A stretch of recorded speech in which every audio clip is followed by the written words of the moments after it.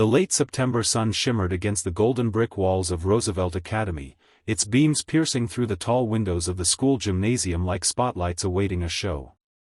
The building stood proud in one of Brookhaven's wealthiest districts, its ivy-covered facade and modern steel doors a symbol of elite education. Inside, the gym buzzed with life. Students milled about in clusters, rehearsing lines, warming up vocals, tapping out steps. It was the first round of auditions for the school's highly anticipated annual talent showcase, a spectacle that drew local press and even alumni from Ivy League schools. In the middle of it all stood a girl most of them barely noticed. Amara James stood silently near the wall, clutching her second-hand ballet shoes to her chest. Her black hoodie hung loosely around her slim frame, the edges fraying, her leggings faded but clean. Her skin, rich and dark like polished mahogany, caught the light as she shifted nervously, her fingers fiddling with the pink satin ribbons dangling from her shoes. She watched as students performed hip-hop routines, sang pop covers, and juggled or told jokes, all under the watchful eyes of judges, peers, and iPhones ready to catch every misstep. It was her first month at Roosevelt Academy, and already she understood she was an outsider.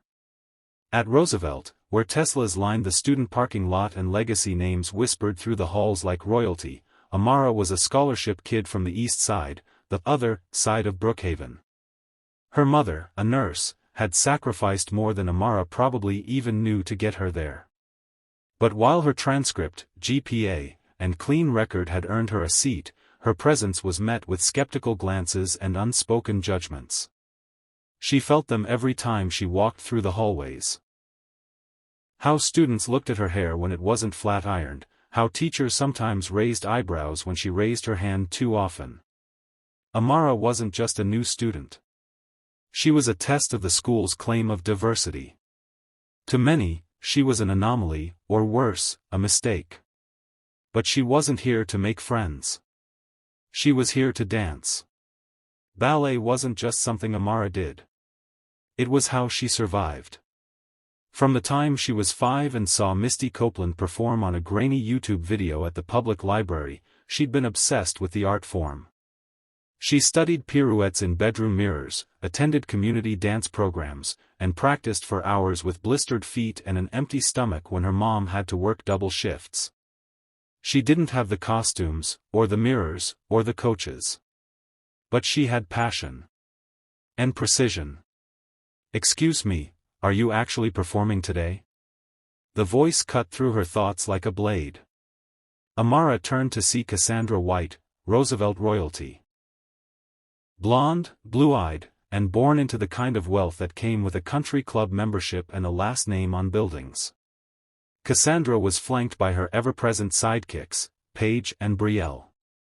The trio had made it a point to mock Amara since the first day she walked into homeroom. "Yes," Amara replied, her voice calm but firm. Cassandra tilted her head. "Oh, wow. That's cute. What is it you're doing? Spoken word poetry? Wait, interpretive dance? Classical ballet," Amara said, lifting her chin. That made Cassandra laugh. "Oh, honey. That's adorable. She probably thinks she's the next Misty or something," Brielle added with a smirk. "She probably thinks this is one of those underdog movies," Paige said, then mimed a fall. "You know, where the poor girl stumbles and suddenly everyone loves her?" Cassandra took a step forward, crossing her arms. "Let's see what you've got, Swan Queen." Amara tried to turn away, unwilling to engage further, but Cassandra wasn't done. In one swift motion, she pretended to trip, but purposefully bumped into Amara with enough force to knock her backward.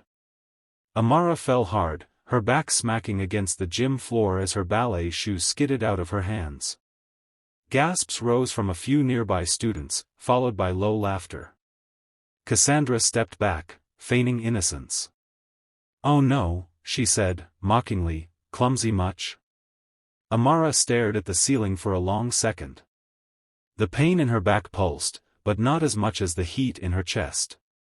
She wasn't angry just because she was humiliated. She was angry because this kind of moment, was exactly why she had hesitated to audition in the first place. She wanted to disappear. To walk out the door, never come back. But then her eyes drifted to her ballet shoes. She sat up. Slowly. Deliberately. And stood. Without saying a word, she picked up her shoes, brushed herself off, and walked to the side of the gym, where the audition order was posted. Amara James? The coordinator called out moments later. You're up. The gym quieted as she stepped forward. The three girls snickered behind her. Someone whispered, "Watch this disaster." Amara walked to the center of the gym floor, tied her shoes, and stood tall. The lights above glinted off her skin. Her heart thundered in her chest, but she forced her breathing to slow. She gave a nod to the student in charge of the music. The opening strings of Swan Lake began to play, but not the traditional version. Amara had created a remix, something unique.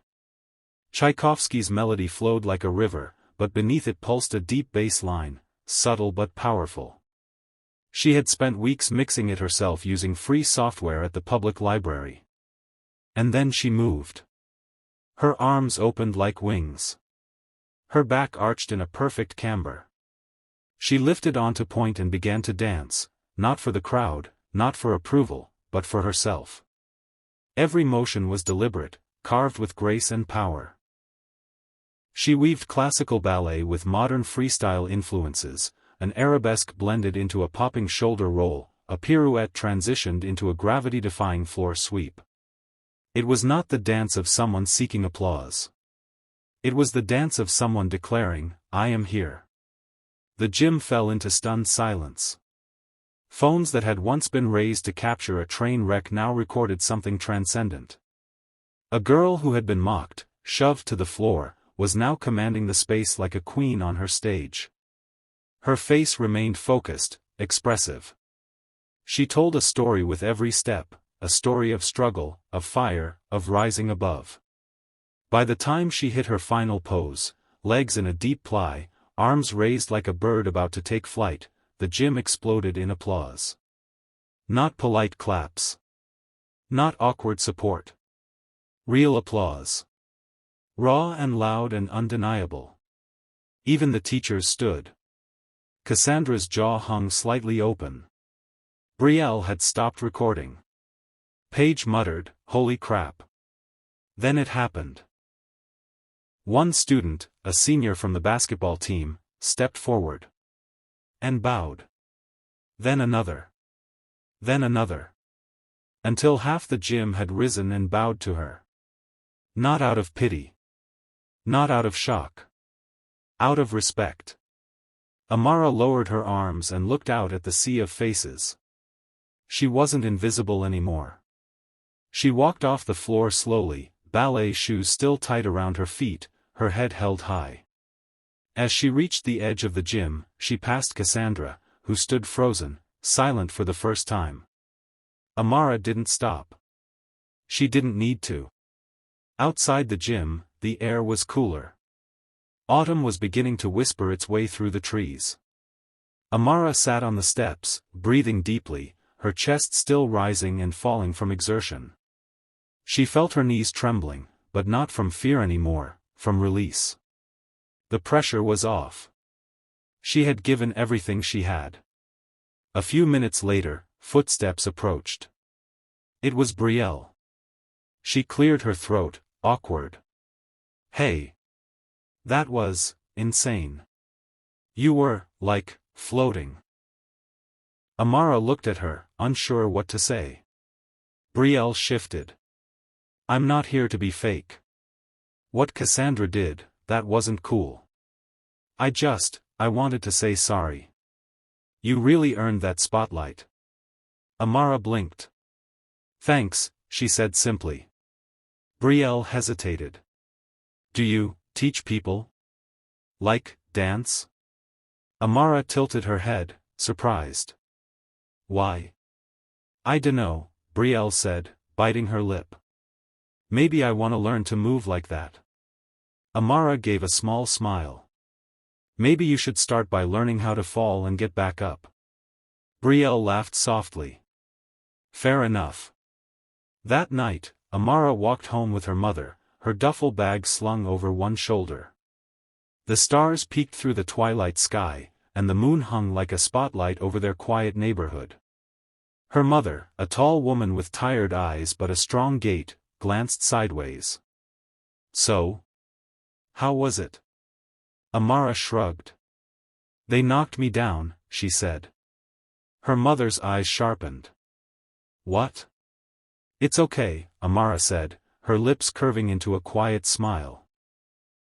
10 minutes later, they bowed. Her mother stopped walking and turned to face her. You serious? Amara nodded. And then, for the first time in weeks, her mother laughed. Loud and proud. She pulled Amara into a tight hug. That's my girl, she whispered. Make them see you. Amara looked toward the stars. I think they finally did.